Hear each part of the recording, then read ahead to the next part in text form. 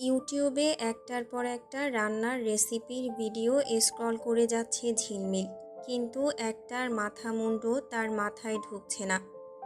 এত বেলা হয়ে গেছে, এই সময়ে ভারী কিছু পেটে না পড়লে খিদে মেটার কোনো চান্সই নেই। অথচ টেবিলে কত শত পদের সুস্বাদু খাবার সাজানো রয়েছে, সেসব ফেলে রেখে এখন তাকে নতুন করে রাঁধতে হবে। আল্লাহ, এই লোকটা আসলে চায় কি? কেমন মানুষ এটা? না, মানুষ হতে পারেই না সে। নিশ্চিত মঙ্গল গ্রহের কোনো রিজেক্টেড এলিয়েন, তাও আবার মারাত্মক মেন্টাল এলিয়েন। ধপ করে চেয়ারে বসে পড়ে হতাশার সুরে বলল ঝিলমিল, একটাও তো পারবো না আমি। টুম্পা আন্টি, কিভাবে খাবার বানাবো? টুম্পা রান্নাঘরের কাউন্টারে হেলান দিয়ে নিস্পৃহ ভঙ্গিতে আপেলে কামড় বসালো। চিবোতে চিবোতেই নির্ভাবনায় বলল, আমি কিছু কইতে পারমু না, আবার তোমার জামাই আইসা আমারে বকবক। যা মন চায় একটা বানাইয়া সোজা মুখের উপর নিয়া দাও, যত ঢং। ঝিলমিল নিজের ভেজা চুলগুলো পেছনে ঠেলে দিয়ে চোখ গোল গোল করে তাকালো। আর আমি কি খাবো? আমাকেও তো শেষমেশ এগুলোই গিলতে হবে। কয়েক মুহূর্ত রান্নাঘরে নিস্তব্ধতা ছেয়ে রইল। টুম্পা মচমচ করে আপেলের আরেকটা কামড় নিয়ে একটু ভেবে বলল, একটা উপায় আছে অবশ্য। কি উপায়? আমি মুখে মুখে কইয়া দেই, তুমি রাঁধো। কখন কি ঢালবা, কি মশলা দিবা সব আমি বইলা দিমু, আর তুমি সেই মতো হাত চালাবা। শেষ পর্যন্ত রান্নাটা তোমার হাতেই হইব। কাজের কাজও হইল, আবার জামাইয়ের হুকুমও মানা হইল, একই কথা। এক মুহূর্তের জন্য থমকে গেল ঝিলমিল। তার পরপরই যেন ডুবে যাওয়া মানুষের হাতে খড়কুটো পাওয়ার মতো একরাশ উচ্ছ্বাসে টুম্পাকে এক হাতে জাপটে ধরে গালে কষে একটা চুমু বসিয়ে বলে উঠল, I love you Tumpa aunty, তুমি জাস্ট জিনিয়াস। এবার বলো, এই মেন্টাল এলিয়েন দুপুরে কি খায়? নির্দিষ্ট কোনো পছন্দ নাই, যতদিন ধইরা আইসে দুপুরে তেমন একটা বাড়িতে খায় না। বানাও গরুর রেজালা আর ভাত। টুম্পার করা তদারকিতে ঝিলমিল রান্নাঘরে কাজে নেমে পড়ল। কোনটা আগে তেলের উপর ছাড়তে হবে, কতটুকু পেঁয়াজ লাল হলে বাটা মশলা কষাতে হবে, টুম্পা নিজ হাতে কিছু না ছুঁয়েও শুধু মুখ চালিয়ে সব সামলে নিচ্ছিল। ঝিলমিলও তার কথা অনুযায়ী সব করছিল। ঘণ্টাখানেকের মধ্যে রান্নাঘরে মশলার কড়া ঘ্রাণ ছড়িয়ে পড়ল। একপাশে ধোয়া ওঠা ধবধবে সাদা ভাত, অন্য পাশে লালচে গরুর মাংসের রেজালা আর চিংড়ি মাছ ভুনা। সবশেষে বাটিতে খাবার বেড়ে নিতে নিতে ঝিলমিলের কপালে জমা ঘামের বিন্দুগুলো চকচক করে উঠছে। অবেলায় রান্নাঘর থেকে মশলার ঘ্রাণ পেয়ে উপর থেকে শিউলি বেগম আর জারিন নেমে আসে। ঝিলমিলকে রান্নাঘরে খাটতে দেখে শিউলি বেগম বিচলিত মুখে বললেন, তুমি আবারও রান্নাঘরে এসেছো? বাবা জানলে রেগে যাবেন কিন্তু। কি করব আমি? না এলে বারিশ চাচ্চু রেগে যাবেন, এমনকি বাসা থেকেই বের করে দেবেন। শিউলি বেগম ঝিলমিলের দিকে কিছুক্ষণ থমকে তাকিয়ে রইলেন। গলার স্বর কিছুটা গম্ভীর করে বললেন, কাকে চাচ্চু বলছো তুমি? কথাটা শুনতেই এক মুহূর্তে চুপসে গেল ঝিলমিল। মাটির দিকে চোখ নামিয়ে মাথা নিচু করে ফেলল। সকালেও খেয়াল করেছি, আমায় চাচি ডাকছো, বাবাকে দাদা বলছো, আর নিজের স্বামীকে ডাকছো চাচ্চু। এখনও এগুলো ডাকলে হবে? কিছু বলল না ঝিলমিল, শুধু পায়ের নখ দিয়ে মেঝের টাইলস ঘষতে লাগলো। শিউলি বেগম ঝিলমিলের আরও কাছে গিয়ে পরম মমতায় গালে হাত রেখে বললেন, স্বামীকে কেউ চাচ্চু বলে? পাগল মেয়ে। বিয়ে যেভাবেই হোক, তরঙ্গ তোমার স্বামী, তোমার সারা জীবনের সঙ্গী। আর যেন এসব না শুনি। কথাটা শেষ করে শিউলি বেগম পাশে দাঁড়িয়ে থাকা নিজের মেয়ে জারিনের দিকে ফিরে বললেন, তোকে যেন আর কখনো ঝিলমিলকে আপু ডাকতে না শুনি, চাচিমা ডাকবি। জারিন মাথা নেড়ে অনুগত ভঙ্গিতে বলল, আচ্ছা আম্মু। চাচিমা, তুমি কি রান্না করছো? জারিনের মুখে চাচিমা ডাক শুনে ফিক করে হেসে দিল ঝিলমিল। জারিন নাকি তাকে এখন চাচি ডাকবে। শিউলি বেগম রাঙিয়ে মিছে রাগ দেখিয়ে বললেন, আবার হাসছো? মারবো কিন্তু। ঝিলমিল নিজের হাসিটা সামলে নিয়ে জারিনের একটু কাছে এসে বলল, তোমার চাচ্চুর জন্য খাবার রান্না করছি। ওনার পেটে অসুখ হয়েছে। আমার হাতের খাবার ছাড়া অন্য খাবার হজম হয় না। শিউলি বেগম বিরক্তির নিঃশ্বাস ফেলে বললেন, ও আসলে কি চাইছে? এগুলো কিন্তু বাবার কানে গেলে আবার ঝামেলা হবে। বাসায় এত মানুষ থাকতে বারবার তোমাকে দিয়ে কেন রান্না করাবে? ঝিলমিল কিছু মুখ ফুটে বলার আগেই হঠাৎ কোত্থেকে যেন জারিফটা হাজির হলো। দরজায় হেলান দিয়ে অট্টহাসিতে ফেটে পড়ে বলল, তোকে দিয়ে শেষে কিনা রান্না করাচ্ছে আমার চাচ্চু। আহারে, শেষমেশ তুই আমার চাচার চাকরানি হয়ে গেলি। জারিফের এমন কুরুচিপূর্ণ কথায় রাগিয়ার অসহায়ত্বে গাল দুটো লাল হয়ে উঠল মেয়েটার। ঠোঁট কামড়ে নিজেকে সামলানোর চেষ্টা করল সে। ঝিলমিল জবাব দেওয়ার আগেই শিউলি বেগম ছেলেকে ঝাঝালো গলায় বললেন, জারিফ, কেমন অসভ্যের মতো কথা বলছিস? যা এখান থেকে। যাব মানে? প্রচণ্ড খিদে পেয়েছে, খেতে দাও। দিচ্ছি যা। শিউলি বেগম বিরক্ত মুখে বললেন, কি কি রান্না হয়েছে আজকে? টেবিলে গিয়ে বস, যা রান্না হয়েছে নিয়ে আসছি। কিন্তু জারিফ সরল না। ঝিলমিলের বানানো ধোয়া ওঠা বাটিগুলোর দিকে বাঁকা চোখে তাকালো। ঝিলমিল, তুই কি রান্না করেছিস রে? শুধু চাচ্চুকেই খাওয়াবি? আমিও একটু টেস্ট করে দেখি। কথাটা বলতে বলতেই সে হালকা চালে ঝিলমিলের বানিয়ে রাখা খাবারের বাটিগুলোর দিকে হাত বাড়ালো। জারিফের আঙুল বাটিতে স্পর্শ করার আগেই পেছন থেকে বাড়ি শেষে তার হাতটা শক্ত করে চেপে ধরল। ঠান্ডা বরফ শীতল গলায় বারিশ পড়ল, ধরবি না এগুলো। জারিফ চমকে উঠে কবজি ছাড়ানোর চেষ্টা করে শুধালো, কেন? কারণ এগুলো আমার। শিউলি বেগম আর জারিন থমকে দাঁড়িয়ে রইল, আর ঝিলমিল দেয়ালের সাথে সেটে গিয়ে নিঃশ্বাস আটকে ফেলল। জারিফ মুখখানা কিছুটা বাঁকা করে নিজের অসন্তোষ আড়াল করার চেষ্টা করল, কিন্তু বারিশের চোখের দিকে তাকিয়ে আর একটা শব্দ বাড়াতে পারল না। বারিশ এক ঝটকায় তার হাতটা ছেড়ে দিয়ে ঝিলমিলের দিকে তাকালো, এতে খাবার সাজিয়ে উপরে নিয়ে এসো। বারিশ কারো উত্তরের অপেক্ষা না করে চলে যাওয়ার জন্য পা বাড়ালো। ঠিক তখনই চারপাশে থমথমে স্তব্ধতা ছিঁড়ে স্ত্রীর কুণ্ঠিত কণ্ঠস্বর ভেসে এলো তার কানে, পাগলু, শোনো পাগলু। নিমেষে স্তব্ধ হয়ে গেল বারিশের দীর্ঘ পায়ের পদক্ষেপ। সোজা হয়ে দাঁড়িয়ে পড়ল সে, তবে পেছনে ঘুরে তাকালো না।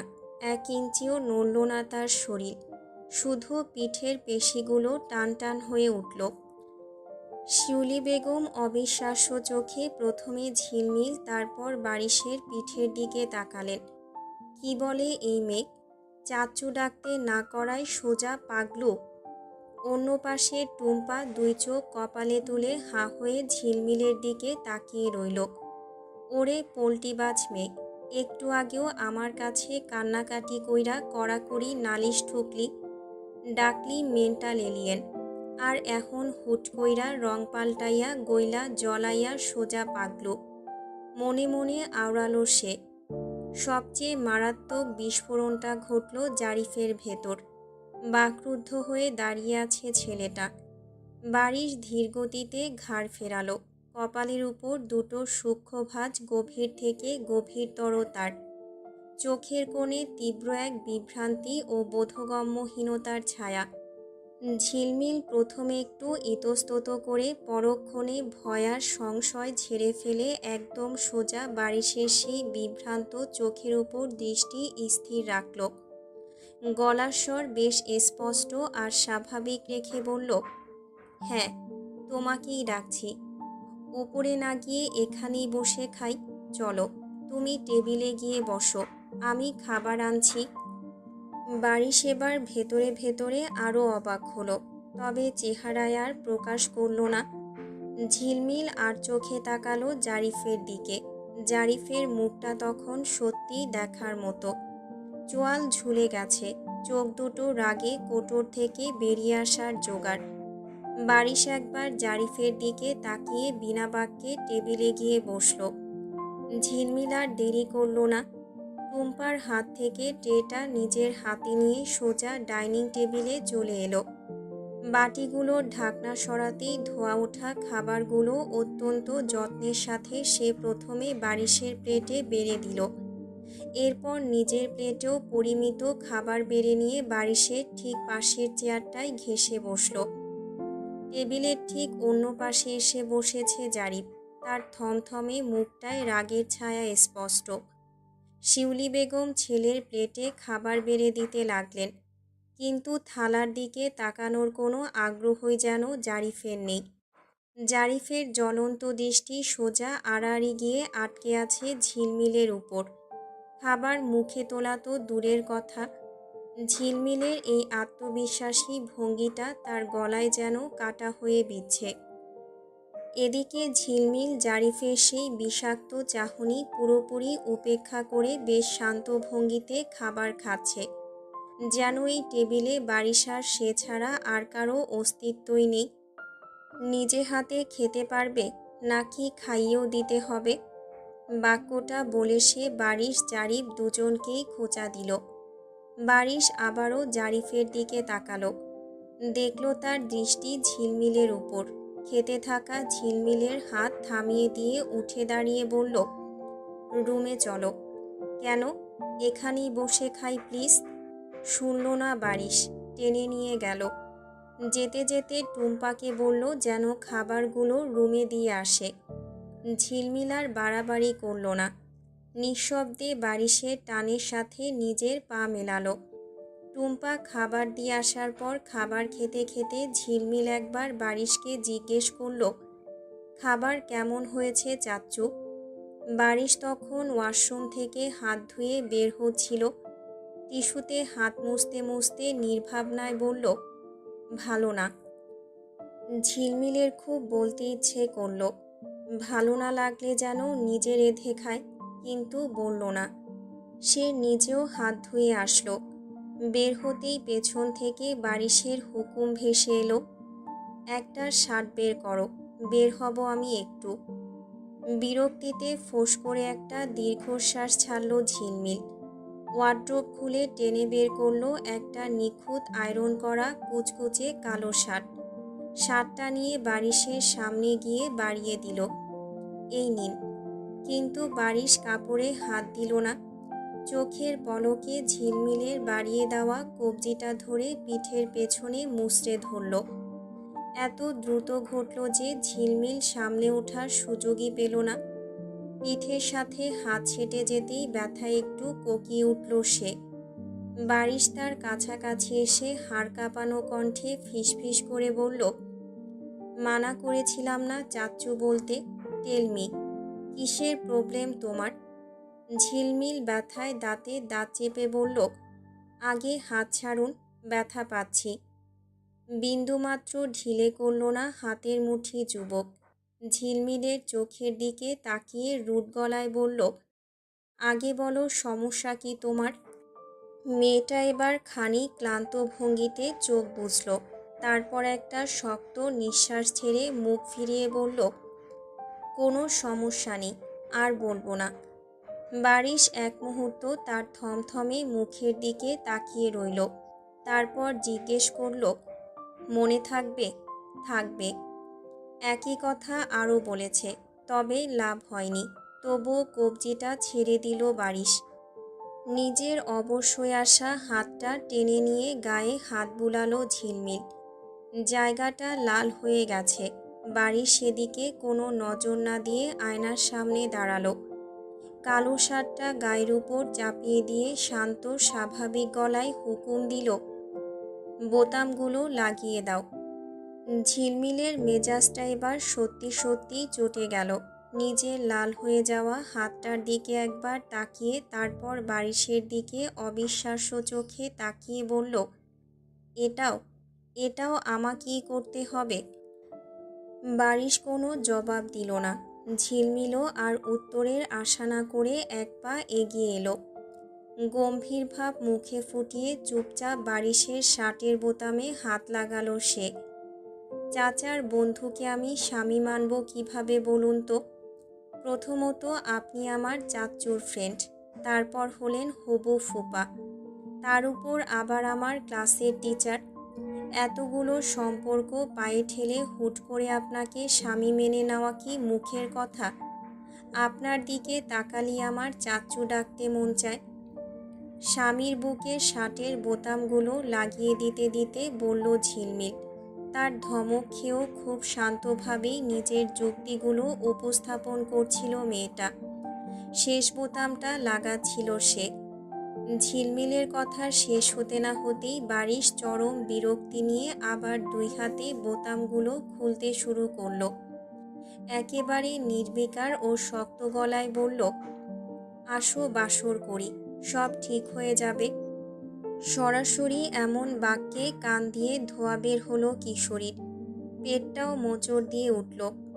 বোতাম খোলার হাত দুটো চট করে ধরে ফেলে বলল, আপনি এমন অশ্লীল কথা কেন বলছেন?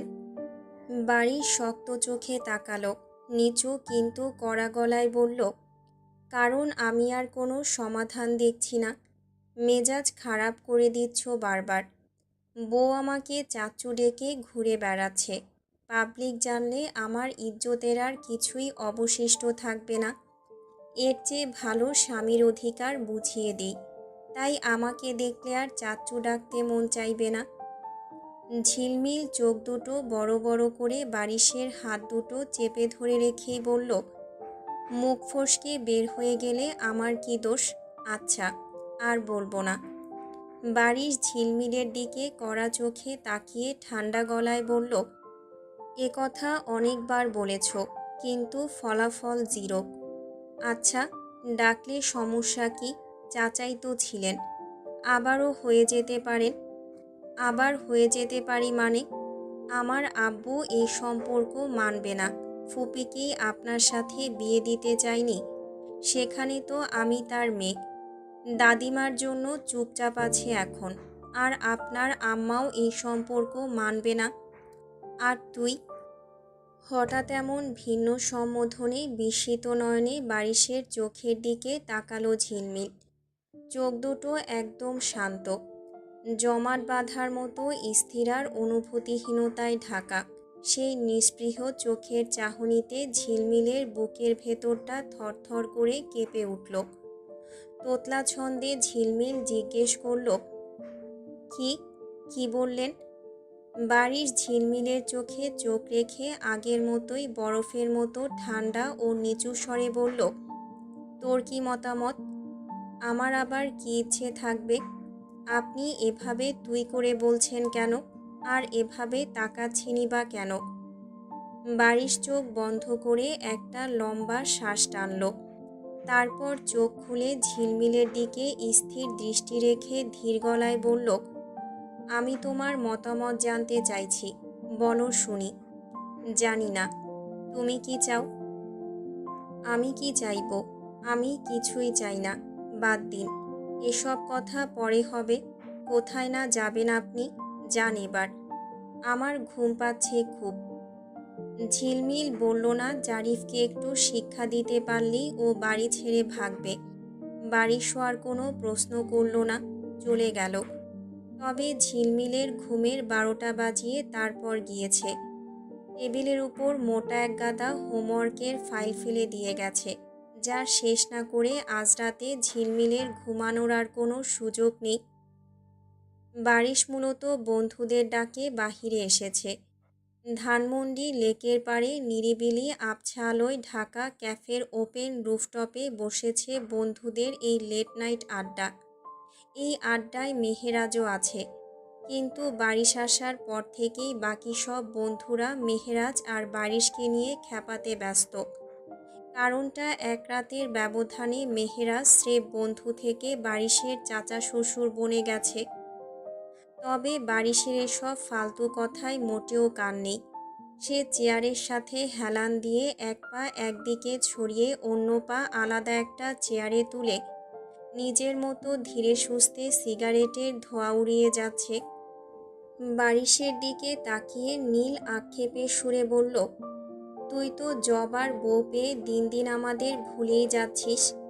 তোদের মনে রাখার মতো দুটো কারণ বল। নীল চোখ কপালে তুলে বলল, বা এত স্বার্থপর তুই, এখন বন্ধুত্বের মাঝেও কারণ খুঁজছিস। পাশে বসে থাকা মেহেরাজ এবার বেশ বিরক্তি নিয়ে বলল, বারিশ, তুই এসব ছাইপাশ খাচ্ছিস কেন? আমার কিন্তু একদম পছন্দ না। বারিশ আগের মতো বসে থেকেই চোখ ঘোরালো মেহেরাজের দিকে। তারপর তার নজর গিয়ে পড়ল মেহেরাজের নিজের আঙুলে চেপে রাখা জ্বলন্ত সিগারেটটার উপর। নিজে দিব্যি টেনে যাচ্ছে আর মুখে বলছে পছন্দ না। সেদিকে তাকিয়ে বারিশ নিস্পৃহ গলায় বলল, তোর পছন্দ না তাতে আমার কি? দেখ, আমি এখন তোর চাচা শ্বশুর। আমার সামনে তুই এগুলো খেতে পারিস না। আর তাছাড়া আমার ভাইজি জানলে কষ্ট পাবে। মেহেরাজ গলার স্বর বেশ জড়িয়ে বলল, তাতে আমার কি? আবারও একই নির্ভাবুক উত্তর দিল একগুঁয়ে যুবক। তোর কি মানে? এই দেখ, এসব বাজে অভ্যেস না ছাড়লে কিন্তু ঝিলমিলকে বাপের বাড়ি ফিরিয়ে আনবো আমি। মেহেরাজের গলায় হুমকি। আমার বাড়ির আশেপাশেও যদি তোকে দেখি, তোর পা দুটো ভেঙে দেব। মেহেরাজ সাথে সাথে বাকি বন্ধুদের দিকে ফিরে নালিশের সুরে বলে উঠল, দেখলি তোরা, একটা বার দেখ, চাচা শ্বশুরকে সামান্যতম সম্মানটুকু দিচ্ছে না ও। কথাটা শোনা মাত্রই টেবিলে সবাই একসাথে হেসে উঠল। তাকে খোঁচা মেরে সমস্বরে বলল বন্ধুরা, আহা বারিশ, সিগারেট খাচ্ছিস কেন বলতো? তোর চাচা শ্বশুর তো এসব একদম পছন্দ করে না। রাত ভালোই হয়েছে, 12টার কাছাকাছি। কোনো পূর্বাভাস ছাড়াই সিট ছেড়ে উঠে দাঁড়ালো বারিশ। এখানে এসে সিগারেট আর কফি খেয়েছে শুধু। সে একটা ওয়েটারকে ডেকে বলল, সবার বিল আমার শ্বশুর দেবে, বলেই চলে গেল একদম। পেছন থেকে মেহেরাজ গালাগালি করছে, বাকি বন্ধুরা হাসছে। সেসবেও কান দিল না মেহেরাজের বেপরোয়া ভাতিজি জামাই। নিজের বাইকের চাবির তোড়াটা আঙুলে নাচাতে নাচাতে রুফটপ থেকে নেমে গেল সে। বারিশ চলে যাওয়ার পর মেহেরাজও আর বেশিক্ষণ থাকলো না সেখানে। বন্ধুদের সবার বিল মিটিয়ে বাইক নিয়ে রাস্তায় বেরিয়ে পড়ল সে। বারিশের এমন খামখেয়ালি ব্যবহারে ভীষণ বিরক্ত মেহেরাজ। বন্ধু হিসেবে বারিশের এই বেপরোয়া রূপ মেনে নেওয়া গেলেও নিজের ভাইয়ের মেয়ের জামাই হিসেবে তাকে কোনোভাবেই মেনে নিতে পারছে না সে। তার পুতুলের মতো নিষ্পাপ ভাতিজি একটা মার্জিত ভদ্র আর সভ্য জামাই ডিজার্ভ করে, এমন একজন বাঁধনহারা লোক নয়। ভাবনা সুতোয় টান পড়ল হুট করেই। অন্ধকার রাস্তায় আচমকা তার বাইকের একদম সামনে এসে পড়ল একটা লোক। অপ্রত্যাশিত এই ঘটনায় ঘাবড়ে গিয়ে মেহেরাজ কড়া ব্রেক কষল, কিন্তু সামলাতে না পেরে বাইকসহ উল্টে গিয়ে সোজা লোকটার গায়ের উপর গিয়ে পড়ল সে। লোকটা নিচে আর সে উপরে। ধরফর করে মুখ তুলে তাকাতেই মেহেরাজের চোখে পড়ল এক মধ্যবয়স্ক লোককে। বয়স 40-এর কোটা পেরিয়েছে নিশ্চিত। লোকটি চোখ দুটো বুজে অস্পষ্ট গলায় বিড়বিড় করে বলে চলেছে, আমি আসছি বউ, এবার আমি সত্যিই চলে আসবো তোমার কাছে। লোকটার মুখ থেকে অসংলগ্ন বাক্যগুলো বের হতেই মেহেরাজের মুখটা কুঁচকে গেল। বাতাস জুড়ে মদের বিশ্রী দুর্গন্ধ ভেসে আসছে। তড়িঘড়ি করে লোকটার উপর থেকে সরে এলো সে। পকেট থেকে চট করে মাস্কটা বের করে নাকে চেপে ধরল মেহেরাজ। তারপর পা দিয়ে আলতো ধাক্কা মেরে লোকটাকে ডেকে বলল, এই যে ভাই, শুনছেন, উঠুন এখান থেকে। লোকটা চোখ না খুলেই বিড়বিড় করে বলল, আমাকে ডেকো না তো, আমি মরে গেছি। আমি এবার আমার বউয়ের কাছে যাব। মেহেরাজ চারপাশটা এক নজর দেখে নিয়ে কড়া গলায় বলল, আপনি মরেননি, তবে এভাবে পড়ে থাকলে আর কিছুক্ষণ পর সত্যি সত্যিই মরবেন। এটা হাইওয়ে, দ্রুত উঠুন এখান থেকে। কিন্তু লোকটা ওঠার কোনো নামই নিল না। রাস্তায় শুয়ে শুয়ে চোখ বুজে কী সব হাবিজাবি ফিসফিস করে বলেই চলল মাতাল ব্যাটা। রাস্তার মাঝখানে মাতাল লোককে ফেলে রাখা বিপজ্জনক বুঝে মেহেরাজ এবার বিরক্ত হলেও লোকটার জামার কলার ধরে তাকে টেনে টুনে সোজা করল। টেনে হিঁচড়ে কোনো মতে রাস্তার একপাশে নিয়ে গিয়ে দাঁড় করালো তাকে। তার ঝাপসা চোখের দিকে তাকিয়ে মেহেরাজ অধৈর্য গলায় জিজ্ঞেস করল, আপনার বাসা কোথায় বলবেন? লোকটা কিছুক্ষণ হাঁ করে তাকিয়ে থেকে হঠাৎ হেসে উঠল। জাহান্নামে। চোখ কুঁচকে বলল মেহেরাজ, মানে? জাহান্নামে আবার কারো বাসা হয় নাকি? হয় হয়, জীবনে বহু পাপ করেছি, ওটাই এখন আমার আসল বাসা। উফ, নাটক বন্ধ করে সোজা বলবেন ঠিকানাটা কোথায়। লোকটা কোনো সোজা উত্তর দিল না। নিজের পকেট থেকে অনেক কসরত করে ফোনটা বের করে মেহেরাজের দিকে বাড়িয়ে দিয়ে বলল, আমার মেয়ে জানে। মেহেরাজ আর কথা না বাড়িয়ে ফোনটা হাতে নিল। কন্টাক্ট লিস্টে গিয়ে দেখল মামুনি নামে একটা নম্বর সেভ করা আছে। কোনো উপায় না পেয়ে সেই নম্বরেই ডায়াল করে দিল সে। ওপাশ থেকে কল রিসিভ হতেই একটা ছিমছাম মেয়েলি কণ্ঠ ভেসে এলো, হ্যালো বাবা, আমি এখন তোমাকে নিয়ে আসতে পারবো না। তুমি যেখানে আছো সেখানেই চুপচাপ ঘুমিয়ে পড়ো তো।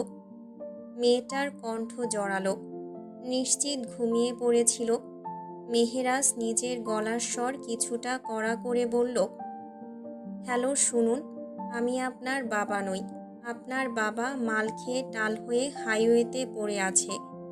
আর একটু হলেই আমাকে সঙ্গে নিয়ে উপরে চলে যেতেন। দয়া করে ড্রামা বন্ধ করে দ্রুত আপনার বাসার ঠিকানাটা বলুন। মেহেরাজের এমন শক্ত গলা শুনে কয়েক সেকেন্ড একদম নিস্তব্ধ হয়ে রইল ওপাশের মেয়েটি। হয়তো অপ্রস্তুত হয়ে পড়েছে। তারপর একটা দীর্ঘশ্বাস ফেলে দ্রুত বাসার ঠিকানাটা বলে দিল। কথা শেষ করে ফোনটা পকেটে পুরে নিল মেহেরাজ।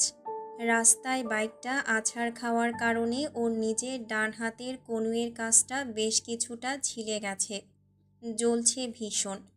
তার উপর এই বাড়তি ওজনে ঢলে পড়া একটা মানুষকে টেনে টুনে দাঁড় করাতে গিয়ে সে রীতিমতো হাঁপিয়ে উঠেছে। নিজের বাইকটা সোজা করে দাঁড় করিয়ে অমানসিক কষ্টে সেই মাতাল লোকটাকে টেনে বাইকের পেছনের সিটে তুলল। লোকটা যাতে পেছন থেকে গড়িয়ে পড়ে না যায় সেজন্য লোকটার দুটো হাত টেনে নিয়ে নিজের পেটের সাথে শক্ত করে মুড়িয়ে পেঁচিয়ে নিল মেহেরাজ। তারপর এক হাতে কোনো মতে বাইকের হ্যান্ডেল সামলে আর অন্য হাতে পেছনের মাতালটাকে শক্ত করে ধরে রেখে গন্তব্যের দিকে রওনা দিল সে। চলন্ত বাইকের হাওয়ায় মাতাল লোকটা নিজের সমস্ত ভার ছেড়ে দিয়ে সোজা মেহেরাজের পিঠে মাথা রেখে শান্তিতে ঘুমিয়ে পড়ল। পিঠের উপর মদের দুর্গন্ধযুক্ত এই অনাকাঙ্ক্ষিত স্পর্শ পেয়ে মেহেরাজের পিত্তি জ্বলে গেল।